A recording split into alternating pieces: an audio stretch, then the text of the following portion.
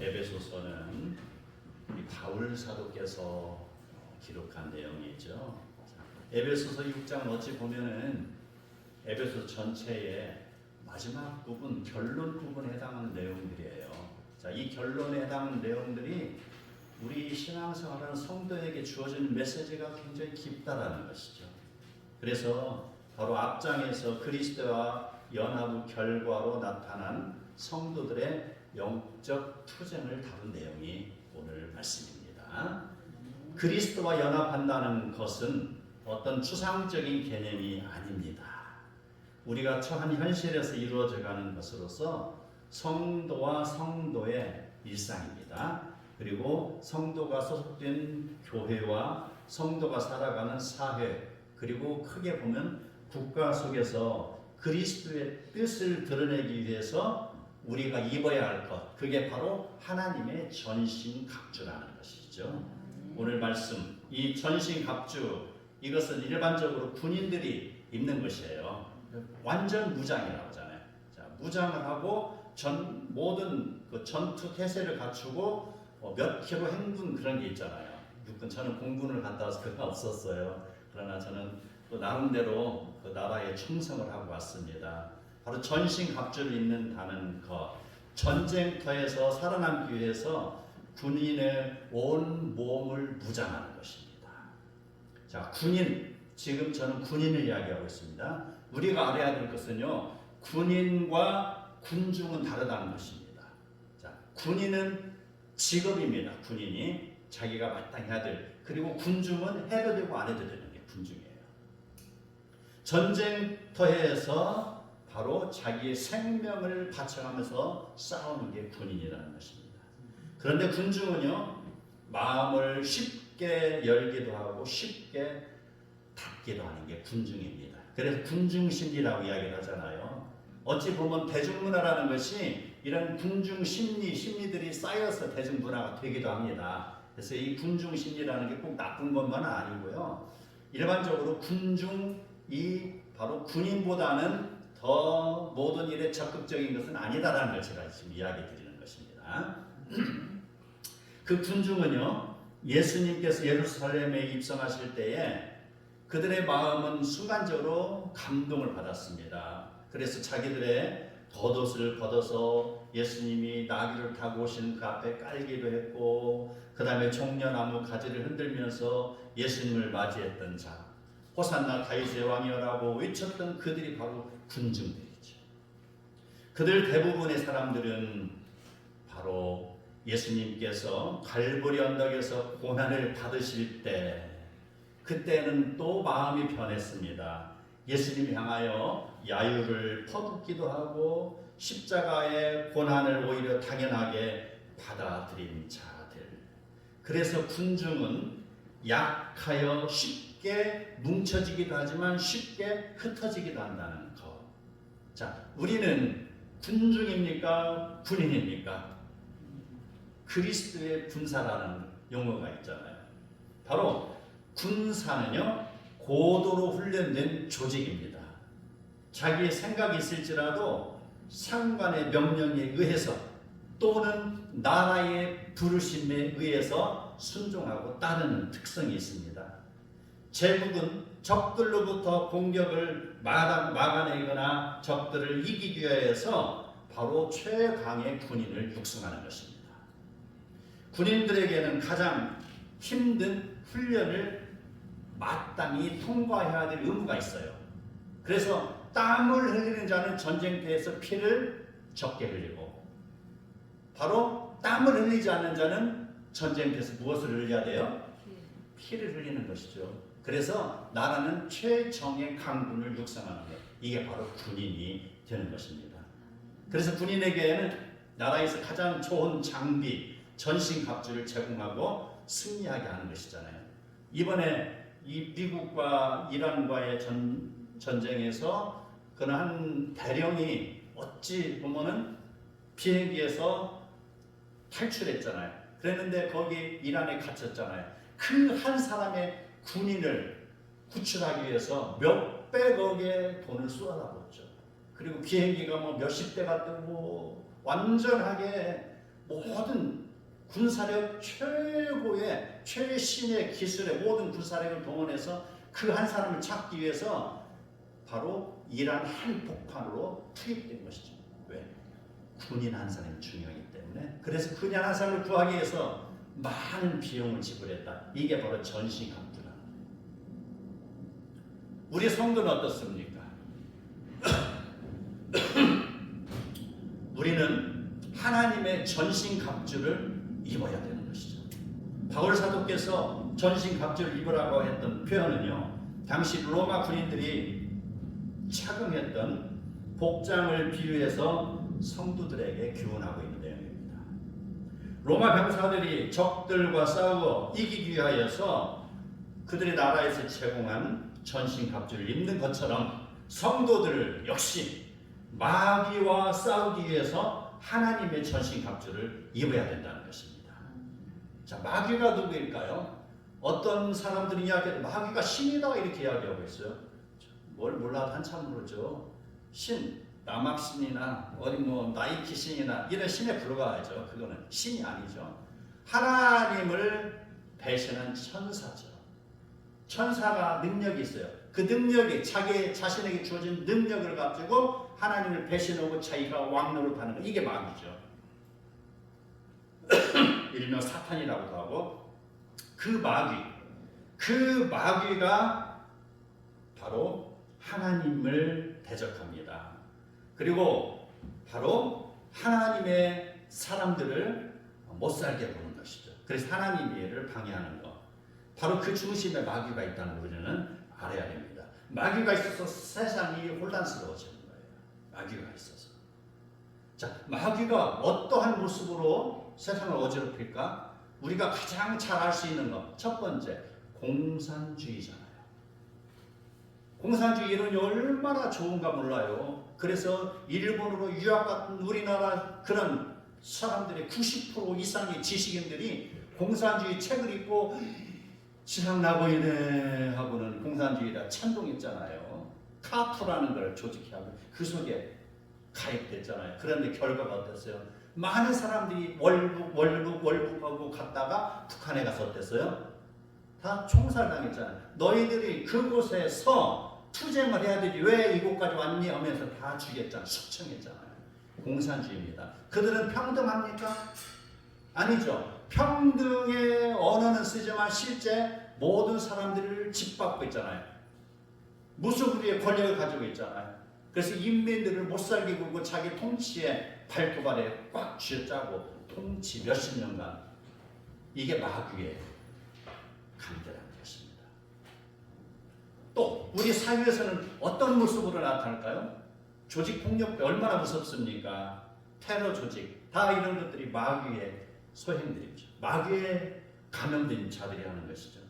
세상에 온갖 나쁜 그런 것들만 골라서 저지르고 세상을 어둠 속으로 몰아가는 자들, 그들에게는요 백성이나 이웃은 안중이 없습니다. 오직 자기 이익만 챙기려는 자들이죠. 불법을 저지르는 자들도 마찬가지죠. 악하게 사용되는 정치인들, 불법 도박, 얼마나 돈을 많이 벌어요. 불법 도박 해가지고 뭐 몇백억을 갖다 마늘밭에다 묻어두고 그런 사례 많이 봤잖아요.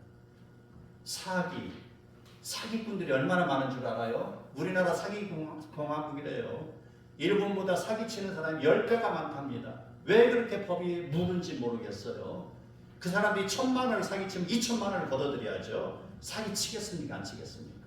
1,000만 원을 사기쳤는데 10만 원만 벌금을 내고 뚝딱 솜방망이 쳐버리니 사기꾼이 얼마나 많이 득세하냐 이 말입니다. 또 있죠. 주가 조작. 순간적으로 몇 시간 딱 주식 투자해놓고는 딱 장난질 쳐가지고 상한가 탁 쳐 올려놓고는요 즉시 돈을 빼죠. 한순간에 몇 시간 만에 25%, 30%, 50% 수익을 거두는 사람들, 얼마나 무서운지 몰라요. 얼마나 머리가 영리한지 몰라요.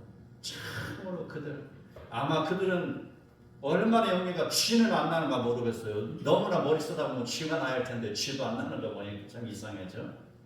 그들 탐욕의 영에 사로잡히는 자들입니다. 그런 탐욕이 있을 때 사탄이 그의 마음속에 들어가고 침투하고 그를 조종하는 것이죠. 세상을 쥐락펴락하고 자기들 마음대로 이끌어가는 사람, 마귀에게 소속된 자, 마귀의 하수들이라고 할 수 있습니다. 그러한 마귀들은 세상에서만 존재하는 게 아닙니다. 세상에서만 이렇게 장악하고 세상만 쥐락펴락하는 것이 아니라는 것이죠. 바로 우리들 하나님의 백성 안에까지 그들이 침투하는 데가 문제가 있어요. 어떤 모습으로 침투할까요? 마귀는요 바로 그들의 목적, 제1 목적이 뭔지 아세요? 하나님 믿는 성도 천국 가는 것을 방해해서 지옥 가게 만드는 게 그들의 제1 목적입니다. 그래서 누가 예수 믿는다라고 그렇게 해서 소식이 들리잖아요. 그 다음에 초신자 이런 사람이 있잖아요. 그러면 여지없이 그에게 다가서죠. 그래서 바로 이런 핑계 저런 핑계 만들어서 주일 성수를 못하게 하는 거. 그런 이유가 여러 가지 있죠. 갑자기 가다가 사고가 난다. 갑자기 가다가 옛날 친구를 만났다. 아니면 몸이 아프다. 이런 것들. 아니면 내 마음이 진짜 오늘은 울적해. 나 정말 오늘 쉬고 싶어. 이런 마음을 가지게 하는 거예요. 아무 일 없다가 말입니다. 그 순간에 마귀가 쏟아가는 거예요. 이게 마귀의 관계. 한번 주일 예배 빠지고 나면 그 다음 주에 이거 나 오늘은 빠지고 다음 주에는 꼭 갈까요 하면은 다음 주에 와 있을까요? 다음 주에 역시 마귀가 또 그렇잖아요. 목 관리를 만들어요. 여지없어. 이 마귀라는 존재가 말이에요. 보통 영리한 게 아니에요. 그래서 초신자, 특히나 초신자들은 낚시 마음이 되는 것이죠. 또 있어요. 기존 신자들이라고 우리가 안심할 수 없어요. 자, 우리가 기도 생활하는 거 열심히 찬송하고 기도하고 성경 읽는데 그런데 마귀라는 녀석이 와서 기도를 방해하는 거. 다른 생각이 나게 만드는 거예요. 갑자기 무슨 옥수수밭 그것이 걱정이 돼. 기도하다 말고 가서 물을 취하는데 갑자기 왜 기도하다가 옥수수밭 물 주는 게 생각이 나냐 이 말입니다. 그뿐 아니죠. 불평하는 마음도 생기게 하죠. 질투하는 거 생기게 하죠. 또 사람과 사람 사이에 분열을 주장하는 것이죠. 또 아무 일도 없는데 말이죠. 괜히 막 시비 걸고 오는 사람들이 있잖아요. 아니 평온한 그런 교회인데 갑자기 이상스럽게 해갖고 분란 일으키는 수도 있다라는 것이죠. 평안한 호숫가에 돌을 던지는 모습들. 이게 다 사탄이 그 조직을 해하려고 그 사람 마음을 움직이는 것입니다. 자, 그 마귀는요 혼자 하는 게 아닙니다. 거대한 군대 조직을 형성해서 움직입니다. 그래서 우리 보면은 성경에 나오잖아요. 돼지떼, 바로 그 돼지떼 속에 바로 그 마귀 군대가 들어가 있잖아요. 돼지떼 속에 군대로 움직이고 군대로 한둘이 아니고 얼마나 무섭습니까?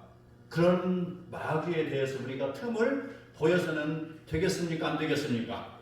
안 되는 것이죠. 이만큼의 틈도 보이면 안 돼요. 그래서 우리는요, 이러한 마귀를 상대로 이기기 위해서는요, 주 안에서와 그의 힘의 능력으로 강건해야 됩니다. 하나님의 능력을 우리가 입어야 된다는 것이죠. 그래서 마귀의 관계를 능히 대적하기 위해서 우리가 입어야 될 것은 하나님의 전신갑주라는 것이죠. 전신갑주는요, 두 가지를 나눌 수 있습니다. 첫 번째는 방어 무기, 두 번째는 공격 무기가 있습니다.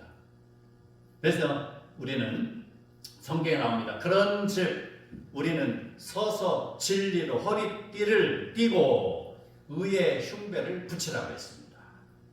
허리띠 굉장히 중요하잖아요. 여러분 옷 입는데 허리띠 없으면 괜히 걱정이 되잖아요. 가다가 갑자기 옷이 밑으로 처지면 어떻게 됩니까? 그래서 허리띠를 단단하게 매어야 내가 팔을 박질해도 옷이 밑으로 처지지 않잖아요. 허리띠가 그렇게 중요한 거예요. 자, 허리띠. 그래서 그 몸에 허리띠를 딱 채우면요, 몸이 균형이 잡히기도 하고요. 그 허리띠에 중요한 걸 매달기도 합니다. 자, 그런 허리띠가 있고요. 그 다음에 호심경이라는 것이 있는데 이것은 우리 제가 대학 때 또 고등학교 때 교련 시간이 있어요. 여기다가 그 천으로 된 걸 여기다 딱 여기다 묶어요. 뒤에다가. 이게 호신경입니다. 그래서 보호하는 거예요.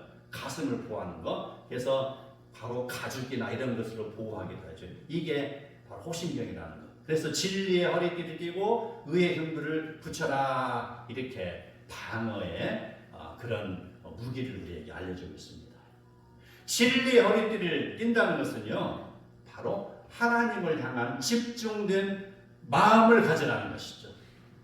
진리라는 것이, 진리가 중요합니다. 우리가 생활하는데 마치 진리가 아닌 것이 진리처럼 등장하는 경우도 많습니다. 그럴 때 우리는 진리를 잘 분별해야 돼요. 진리를 제대로 분별해야 우리가 천국까지 제대로 갈 수가 있습니다. 진리의 눈을 뜨시기 바랍니다. 하나님을 향한 집중된 마음입니다. 우리는 주변의 사사로운 어떠한 것들에도 흔들리지 않아야 될 것입니다. 자, 그 거짓이라는 것은요, 마귀가 가장 능숙하게 사용하는 방법입니다. 그 마귀는요, 광명의 천사로 위장을 하는 것이죠.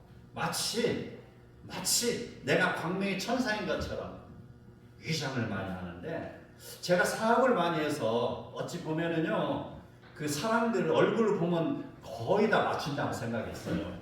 이 사람 보면은 어떻고 저렇고 대충 맞췄어요. 거의 다. 그런데요, 정말 사기꾼은 못 맞춰요. 제가. 힘들어요. 완전 천사 같아요. 사기꾼들 어때요? 행동 하나도 천천히 진실되게 하는 것처럼 하죠. 그 눈동자 변하지 않고요, 살포시 미소를 머금고 진실한 것처럼 거짓입니다. 우리는 그 사람이 하는 말이 넘어가면 안 되고, 그 사람이 가져오는 어떤 사업 계획서라든지 모든 것을 진리의 잣대 위에서 올려놓고 가야 되는 것이죠. 거기에 무너져가는 것은 바로 내 안에 탐욕이 있을 때 쉽게 무너집니다. 탐욕이 있으면 진리가 눈에 안 들어옵니다. 그래서 그 사람이 하는 말, 금리, 여기에 가입하면 20%씩 주는 거야, 라는 거 있어요. 이 일만 하면 하루만 있으면 당신이 투자한 거 20% 수익을 얻는데, 이런 것도 허황된 거. 이게 바로 거짓이라는 거예요. 버릴 수도 있겠죠. 왜? 불법이니까. 그러나 거기에 우리가 맛을 들이면 절대 안 됩니다. 사탄에 의해서 끌려가는 것입니다. 죄의 쇠사슬이라는 걸 아시기 바랍니다. 바로 광명의 천사로 위장하고 의의 일꾼으로 위장하고 다가서는 것, 이게 마귀라는 것. 진리가 아닌 거짓을 은근슬쩍 진리처럼 살짝 집어넣는 것. 서류함이 있으면 서류에다가 바로 위조 서류를 갖다 살짝 집어넣는 것과 마찬가지예요. 아까 제가 신에 대해서 이야기했죠. 신임은 하나님 한 분이잖아요. 성부, 성자, 성령 하나님이잖아요. 삼위일체. 은근슬쩍이래요. 하나님의 신과 마귀의 신이 있는데 마귀가 신이야, 이 말입니다. 이게 지금 우리나라에서 요즘 가장 심각한 이단의 교수가 하는 소리예요. 그거 한두 가지가 아닙니다. 은근슬쩍 사람들 속여서 마치 진리인 것처럼 말을 살짝 돌려서 말하는 것입니다. 이게 마귀의 속성이라는 것입니다. 성경 가르쳐 준다고 하고 가서 보니까 바로 이상하게 비진리를 가르친다. 자, 그런데도 왜 많은 사람들이 지식인들, 대학생들, 대학교 교수 이런 사람들이 거기에 빠져드는 줄 아세요? 이거는요, 한번 그 사람의 말에 내가 빠져들잖아요. 그러면은요, 나중에는요, 거기에 대해서 분석하는 그런 것이 망가져요. 오직 그 사람의 말은 진리처럼 들리는 거예요. 그래서 분석, 분해, 해부 이런 것을 다 생략하고 그저 예스 하다가 어디까지 가요? 지옥까지 가는 것이죠. 그게 속성이에요. 마귀에게 넘어가지 마시기 바랍니다. 우리는 진리의 허리띠를 띠어야 됩니다. 그래서 하나님의 뜻을 올바로 배우고 익히고 그대로 살아가야 되는 것입니다. 저는 제가 쓴 책이 88의 성경 통독, 150의 성경 통독, 300의 성경 통독책을 썼잖아요. 그 책마다 다 마지막 챕터에 바로 이단에 대한 정보를 다 집어넣었습니다. 요즘 주변에 이단이 얼마나 많습니까? 많은 사람들이 분별하지 못하고 이단에 빠져드는데 그 책을 통해서 이단의 속성을 거기다 기록해 놨으니까 혹시 필요한 분 이야기하세요. 제가 얼마든지 드리겠습니다. 바로 이러한 것, 사탄에 대해서 미혹되지 말라라는 것, 그런 정보를 다 공개하는 것이죠. 우리 교회는 어떻습니까? 바로 이러한 마귀의 노략질에 우리가 넘어가면 안 되기 때문에 우리가 올바로 신앙생활을 하고 견고한 신앙을 가지기 위해서 우리 교회에서 하는 거, 자, 새벽 예배 때 성경 큐티를 하잖아요. 이게 바로 우리가 바로 진리 허리띠를 띠는 거나 마찬가지예요. 그리고 또 있죠. 정기적으로 1:1 제자 영역을 하지 않습니까? 1:1 제자 영역을 다 받으시기 바랍니다. 이 교육을 받음으로 인하여서 우리가 일평생 주님 부르시는 그날까지 신앙생활을 어떻게 해야 되는 거에 대해서 정확히 인도되는 것입니다. 그리고 또 있죠. 우리 교회 성도들 바로 온라인상에서 카톡에서 바로 300일 성경 통독하고 있지 않습니까? 많이 하고 있는데 한 사람도 거르지 마시고 하시기 바랍니다. 이게 바로 생명의 양식이 되는 거예요. 하루 쌓이고 이틀 쌓이고 300일 쌓이고 1년 쌓이고 10년 쌓이고 20년 쌓이고 나의 생명 양식이 풍요해지는 것입니다. 풍작을 거두는 것입니다. 영혼의 농사가 풍작이 되는 것이죠. 자, 우리는 그러므로 진리를 가지고 마귀의 공격을 막아내야 될 것입니다. 자, 이제는 우리가 믿음의 방패가 또 필요하다는 걸 알아야 됩니다. 방패, 이것 역시 수비하는, 방어하는 무기에 속합니다. 군인들이 적으로부터 날아오는 것을 다 막아내는데 어쩌다 그걸 못 막아내면 못해요. 어쩌다 못 막아내면 나에게 심장이 꽂히잖아요. 잘 막아내야 돼요. 근데 큰 것이 날아올 때는 그 눈에 훤히 보여서 그걸 잘 막아냅니다. 그런데 작게 날아온 것은 눈에 잘 안 띄잖아요. 그래서 방심하다가 내 몸에 화살이 꽂히는 거예요. 이게 마귀는요 그렇게 크게 공격 안 해요. 표신하게 공격 안 해요. 아주 드러나지 않게 영악하게 우리를 공격하는 것이 이게 마귀의 속성입니다. 어떻게? 가장 약한 부분으로 공격하는 거예요. 우리가 강한 부분으로 이 사람은 기도 많이 하는 사람이야. 그러면 기도 그걸로 공격 안 해요. 아, 이 사람은요, 이 사람은 뭐에 약해? 아, 이 사람은 돈에 약해? 이 사람은 이성이 약해? 이 사람은 지위, 권력, 명예에 약해? 각자 그 방법으로 마귀는 성도를 넘어뜨리는 것이죠. 우리 혹시 우리 인체에 아킬레스건이라고 혹시 아십니까? 발 뒤꿈치 위에 발목 뒤에 있는 게 아킬레스건이잖아요. 자, 그 유래가 있어요. 로마의 그리스죠. 그리스 로마 심하니까 그리스의 서사시인 호메로스, 아주 유명한 서사시인입니다. 그 사람이 지은 책 소설입니다. 일리아스 후반부에 나오는 아킬레우스 그 이야기에 나오는 이야기입니다. 자, 그 아킬레우스죠. 지금 이야기는 사람 이름 아킬레우스가요 얼마나 불사조처럼 강한지 어느 누가 창으로 찔러도 안 죽어요. 머리에서 발끝까지 말입니다. 사람들이 그와 전쟁하고 나면 다 패배하고 물러나고 후퇴하고 그렇습니다. 그러다 보니까 이 아킬레우스가 어때요? 모든 전쟁에서 성공하고 승리하고 나니까 이제 교만해졌어요. 그래서 다른 사람들의 말을 무시하고 자기 하고 싶은 대로 말도 많이 하고 자기 하고 싶은 대로 행동하고 이런 일이 벌어졌습니다. 그랬을 때에 바로 분노하고 감정을 조절하지 못하는 그를 보고 이제 큰 회의가 열렸습니다. 어떻게 하면은 아킬레우스를 물리칠까? 누가 이야기했습니다. 저요. 제가 알려드리겠습니다. 무슨 일이야? 무슨 일인데? 아킬레우스에게는 아킬레스건이 약점입니다. 라는 것. 다른 모든 인체의 부분은 아무리 칼로 찔러도 죽지 않는데 발목 뒤꿈치에 있는 아킬레스건이 약점입니다. 그곳을 공격하면 아킬레스는 죽습니다. 아킬레스는.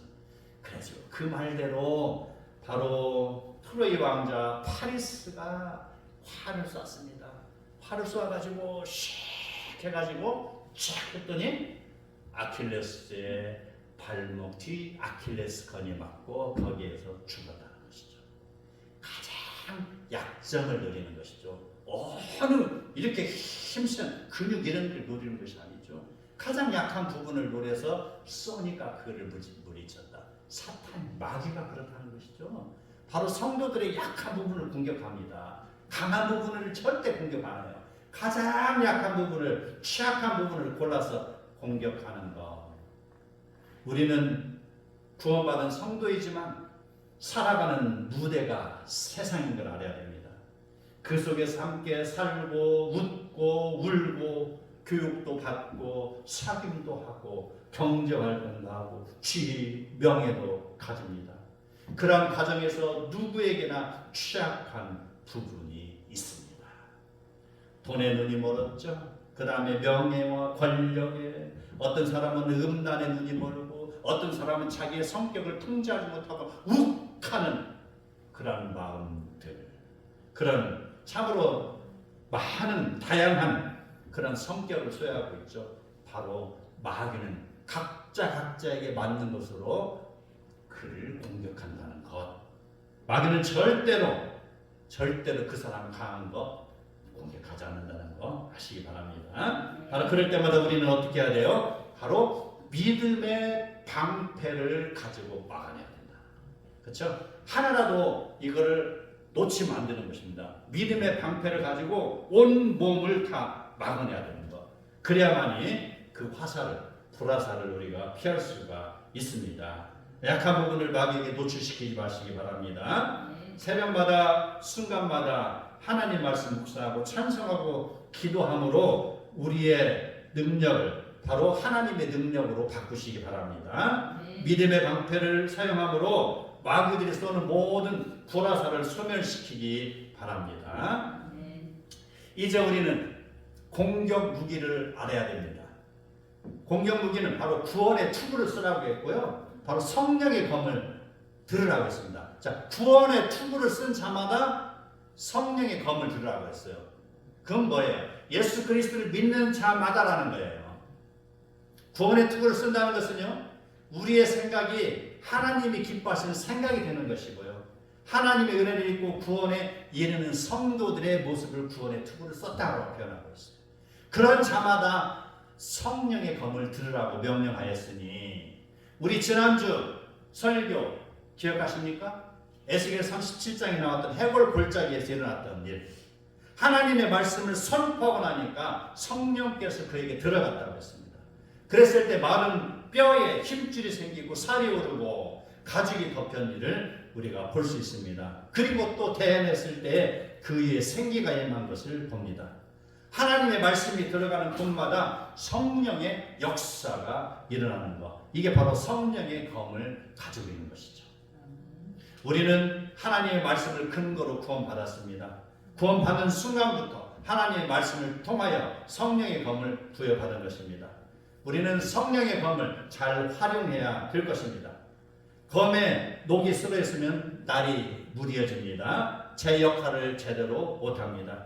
검에 날을 세운다는 것은요, 바로 우리가 깨어서 신앙생활을 하고 기도하고 말씀 읽는 것, 이대로 살아가는 것, 이게 바로 성령의 검, 이게 날을 세운다는 것이죠. 바로 예배에 집중하시기 바랍니다. 새벽마다 기도하시기 바랍니다.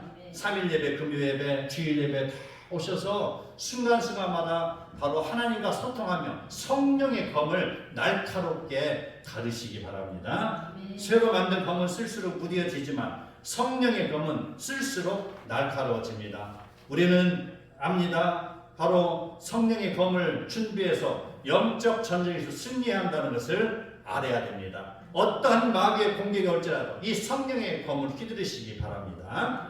자, 그리고 이제 우리에게 해야 될 일이 남아 있습니다. 평안의 복음의 신을 신고 걸으라고 했습니다. 평안의 복음의 신, 바로 복음의 신이라고 하니까 제가 군대에 5분 대기죠. 이 생각이 잠깐 납니다. 바로 어떠한 상관으로부터 출동 명령이 떨어지면은요 5분 안에 모든 군장을 갖추고 출동하는 게 5분 대기조입니다. 성도들도 마찬가지입니다. 하나님의 명령이 떨어지면 언제든지 출동할 수가 있어야 되는 것이죠. 그래서 우리는 복음의 신발을 신고 있어야 된다는 것이죠. 부르시는 곳이라면 어디든지 달려갈 수 있기를 바랍니다. 내 삶의 목표가 세상의 일에 푹 빠져 있다면 복음의 분장을 뿌리는데 많은 시간이 걸릴 것입니다. 아마 평생 주님의 부르시는 그날까지 그 복음의 분장을 못 그릴 수도 있을 것입니다. 그러나 우리는 복음의 신발을 신는다는 것은 날마다 복음을 전할 준비를 갖춘다는 것을 알으시기 바랍니다. 전도하는 것, 선교하는 것, 이게 내 삶의 가장 큰 목적이 되시기 바랍니다. 우리에게 주어진 공간, 이 서충주라는 이 호흡이 우리가 하나님 앞에 드려야 될 공간이고 우리가 바쳐야 될 그런 대상인 것을 우리는 아시기 바랍니다. 우리는 바로 인생의 모든 가치와 목표가 하나님 나라를 향한 것으로 맞춰지시기 바랍니다. 세상살이에 불필요한 그런 군더더기는 사라지고 복음을 위하여 필요한 것들만 붙잡고 사는 성도들이 다 되시기를 부탁드립니다. 이제 우리는 이러한 일을 이루기 위해서 이제 다짐을 해야 됩니다. 모든 기도와 간구를 하되 항상 성령 안에서 기도하라고 했습니다. 이를 위해서 우리는 깨어서 구하기를 항상 힘쓰며 여러 성도를 위해서 중보 기도를 해야 됩니다.